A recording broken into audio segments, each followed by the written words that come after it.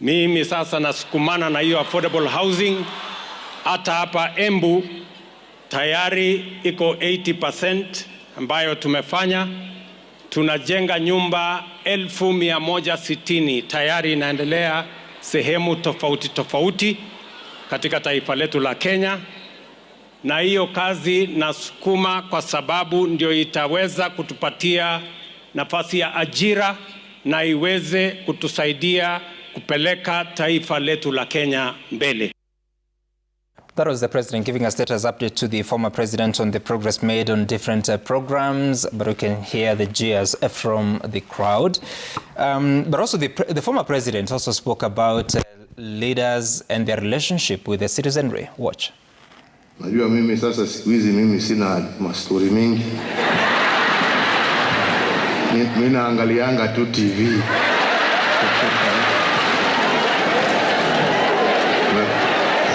Na kusikia radio tu.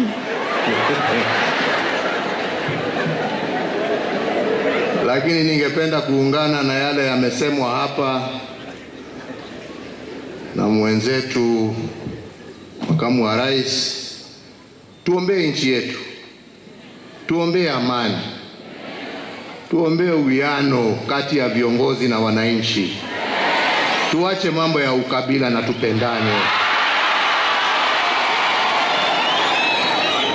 Sisi wote ni wa Kenya, na Kenya haiwezi kufaulu watu wakiwa na utengemano, wakiwa watupiana maneno, wakiwa hawaheshimiani. Vile tumesema bishopu wa waheshimu, nyinyi mutarudisha hiyo. So viongozi pia muheshimu wananchi na watarudisha hiyo heshima.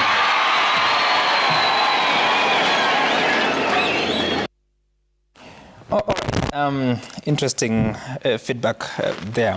But Senator Manzo, so at the end of the day, like, we can problematize issues as we may want, but as Deputy Speaker here says, there has to be solutions. And we were hired to do that. Okay, can I just make the question? And when you listen to even the president defending and explaining how far he has gone with the work that the former president left him, there's also feedback that is coming from the people, telling them that you've done well here, there are gaps here, you need to fix here. So how do we live for the next nearly 3 years, because this government at least has the 3 years to finish this term? Yes, by constitution it has 3 years, and I want to say that the theory and the stories are sounding good, but the practicality is with the people. You know, when it comes to implementation of SHARSHIP, the truth of the matter is people are suffering, whether they are letters, whether they are governors, and solutions have to be found. We summoned the Minister of Health to Senate. She didn't show up. I hope this Wednesday she'll come and give answers. You said she was unwell? She said she was unwell. And we accept that, you know, any human being can be sick anytime. And we want to give her that 1 week. Hope she'll come on Wednesday and help us resolve many things related to health in the country. When it goes to housing projects, see, that's good now. They've summoned the minister, take her on, let her deal with it. Yes, yes. Please allow him. Yes, on Wednesday, I hope she will come and sort that out, and we want to sort it out as leaders. Answers must be given, and truthful answers, so that Kenyans are not taken for a ride. How do you assess truthful? You know whatever report is given must be factual on ground. If you're talking about the payments to the non-government hospitals or to all hospitals, to the church hospitals, it should be effected. There must be seen an effort. Because if you don't effect the payment, you delay it, then you kill those hospitals and you're not going to help Kenyans at all. And when it comes to housing projects, you see this has worked better in some countries. It must be free and fair to everybody. If it is affordable, it should truly be affordable. And no more Kenyan in the streets must be able to afford this house. Otherwise, if it's not possible, then you are not doing it for the purpose you are telling the public you are doing it for. I want to give an example of the housing scheme in Makueni in Wote, which for many years I used to push it through Parliament to be completed. And the President finally came to a church Arambe in Makueni, and the promise that the contractor will be there in 3 days, and all the people to prepare to come and work. And the young people showed up for a week. The contractor never came. The houses have not been done. An explanation has never been given by the government. Finally, when some bishops from Ukambani approached the president about it, they were told the leadership want local contractors. But we had already said if there is a ready contractor, and even that's what we are saying up to today, let the contractor come and complete this house. This is the current plan of affordable housing? Yes, and it has not been implemented. And the president came, made a promise. When was that, Church Harambe? That was about 5 months ago. So you're talking about May, June? Last year. Oh, sorry. It's a second almost a year now. 2023? It was immediately after that we had a new bishop, so that should be about 6-7 months ago. The Bishop of Wote? Yes. And therefore, we are saying, when the government make promises, let them keep them. If you are not going to make promises, you are not going to keep. Don't make any promise. Work like President Kibaki. He just used to implement government policy without, having to make promises which are to be asked for account. You're talking about the installation of Paul Kariuki? Yes, yes. This was September 30th, 2023. Yes, then he made an Harambe a few months, like 3-4 months after he's been installed. Okay. During the installation, the president did come, but later on, the president was invited for Harambe, Church Harambe. Yeah. And this is when the housing project was promised. Yeah. And in fact, as a president, your word must be final. It means the whole process of government has been processed. It means the PS is ready. And he said, I have a ready contractor who will be here on Monday. This was on a Saturday. 5 months later, there is no contractor. So we want to hold the president accountable for this, together with his ministry for housing, together with... And you don't know what the problem is, whether it's at the procurement stage or... Well, they never explained what the problem was. We kept on following up. Because all of us want a housing project. So that's why you are hearing people shouting in Embu when they are being told we have this project of a housing. It means, just like in the case of Makueni, there is none. And I think the president has to be factual. Okay. Mheshimiwa Mushomba, what is the progress affordable housing in your constituency or county? I'll pick it up from my colleague senator. When the president says something, his handlers must be very careful on what he promises so that they follow up and give communication after. Otherwise, his pronunciation nowadays are not taken very seriously. And now I have seen a trend where wherever he's going, there are some people who are always waiting for him to pronounce housing, to pronounce SHA and health issues. And this lying, people keep on saying wongo, it's something that his handlers must deal with, because it means there's something that he had said maybe earlier that did not come to fulfillment, and people are not finding it right. Let me go back to Embu, because I was in Embu. When the president was speaking, everybody was quiet until that moment when he mentioned affordable housing, and people went wild. What is this aspect of affordable housing? It is because even to date, there are some sections of the society that are still not comfortable with affordable housing because of the push and the pull on public land. For example, in my constituency, the president came and said that we are going to have affordable housing in my constituency. But he never ever, or nobody has ever come to agree with the locals. Which piece of land are you taking? Have they allowed you to take that piece of land? So all we hear, including me as a leader, is hearsay that they are coming to occupy an ancestral piece of land that was allocated to the Mau Mau fighters. To us, that land is so culturally based that we cannot be comfortable, and we will not be comfortable to give it for affordable housing project, which is going to be commercialized, because we are not supposed to commercialize anything associated to the war memorials. And so, because there has never been that kind of an engagement, already there is some resistance. Personally, I am not comfortable. But when information trickles down from Ministry of Housing to the area county commissioner, to the DCC, to the locals, and it is coming like an order. It is not a consultation. That is in Githunguri. I'm talking about Githunguri. So for us in Githunguri, nothing has started. Okay. Because the land they wanted has issues. That land is the land that is supposed to have a memorial sanctuary. It's supposed to have memorial Kerere University, what do you call it? Kind of a commemoration for the struggles of the women during the Mau Mau. It's called Kerere. That is a place where we are supposed to have a university for the cultural Kikuyu language, because that was the original house where Jomo Kenyatta lived. Yep. And so that whole 55 acres of land, we have given out about 9 acres to the offices of the DC, the government offices, but the other section is so ancestral that we cannot allow it to be used for affordable housing. Because affordable housing is going to be a commercial project along the way. So are there any thoughts in Githunguri of where that project should be? In fact, last Friday, I hosted the governor in my constituency.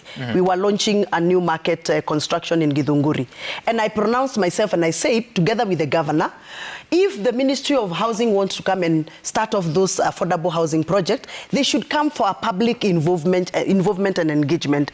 Because there are other parcels of land in my constituency where we can actually provide for affordable housing in consultation with Wananchi. All right. So I think the president needs to be very careful. When he came to Githunguri, the last time he visited Githunguri, he pronounced himself and said, I support your milk sector and I'm going to give you 25 milk coolers.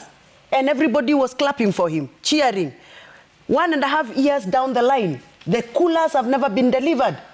Nobody has ever come to tell us what happened after the president promised coolers. Yes, I have. I've even written a letter. I've written an official letter to the relevant ministry to ask, where are the coolers? And what is the response? I have even visited the former minister in charge of cooperative. I went to his office to ask, where are the coolers that the president promised 1.5 years ago? What was the answer? That is why now whenever he's speaking and mentions something and he had promised and he has not delivered, people are getting upset. What was the response, Mheshimiwa Mushamba? I was told that they are going to consult the presidency and get back to me.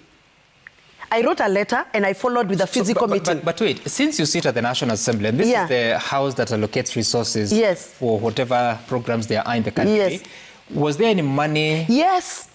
Specific I followed even during the budget making system.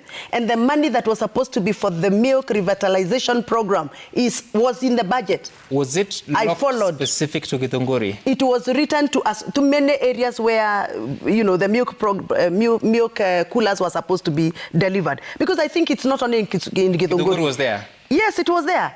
Gatodo was there. Everywhere he has ever promised. So what happened after that?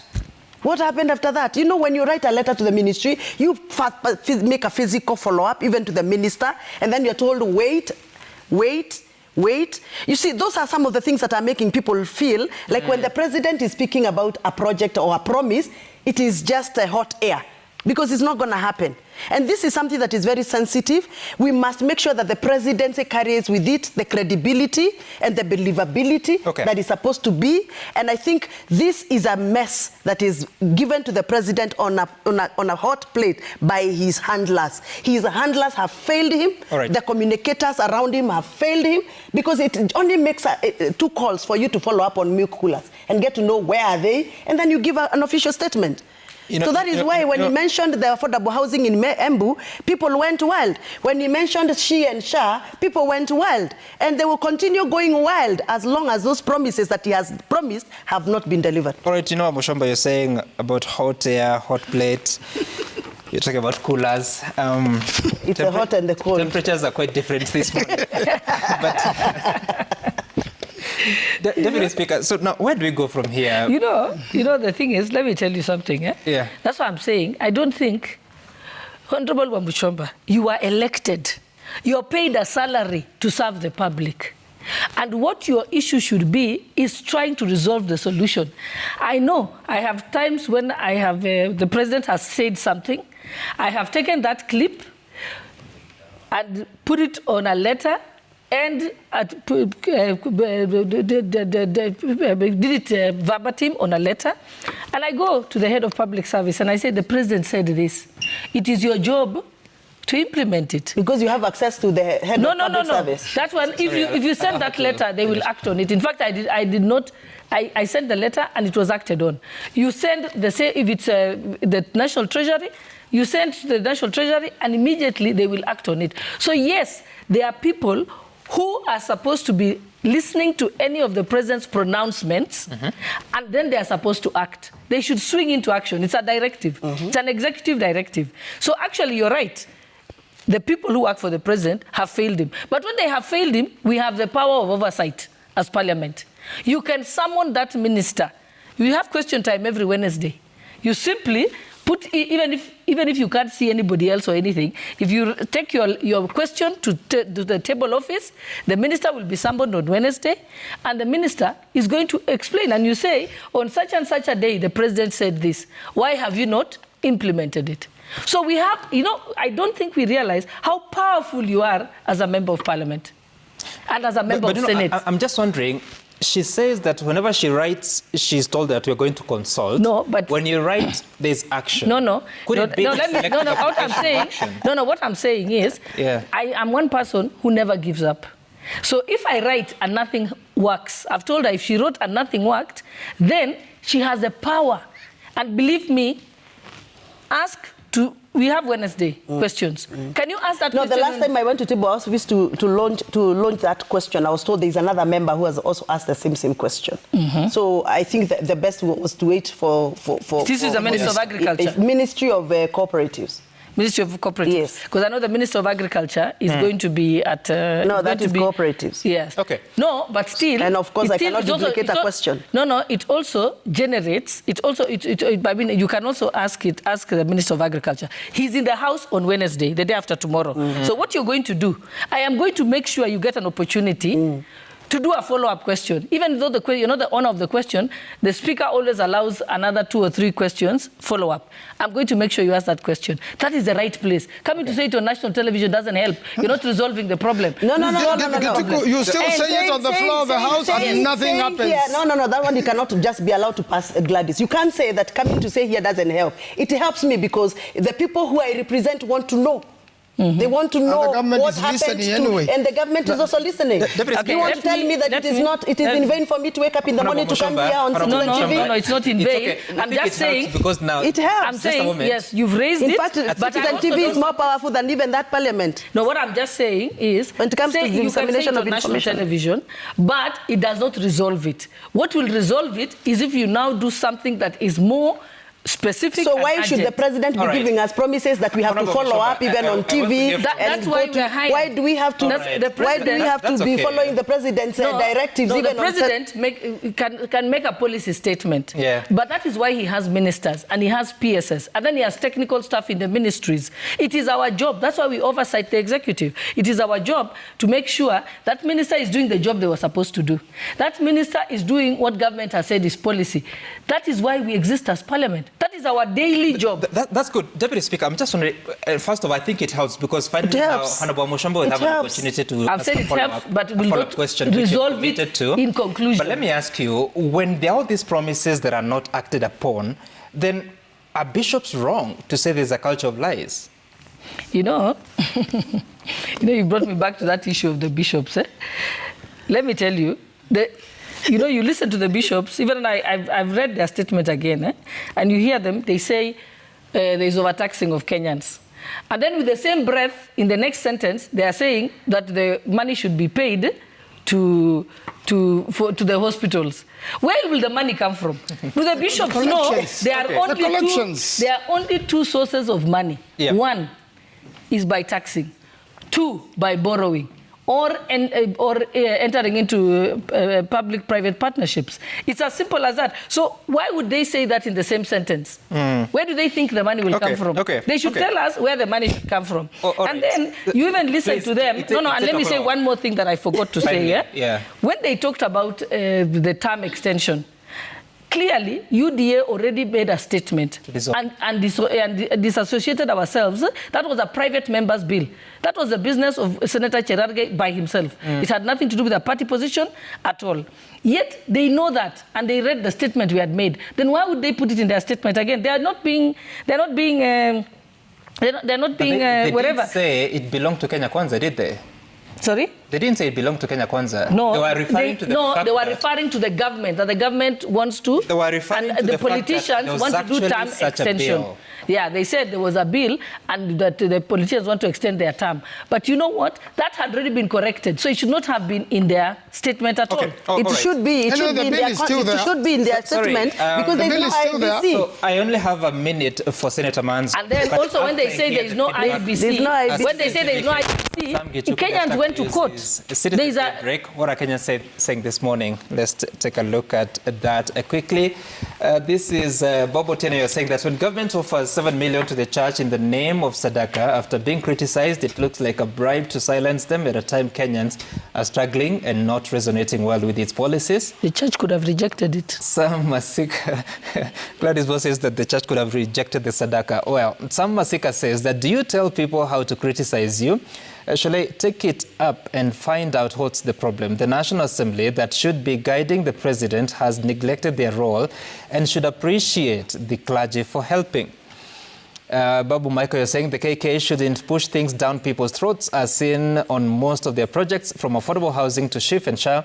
It's evident that greater population have problems with them. Let the government just accept the situations and make corrections.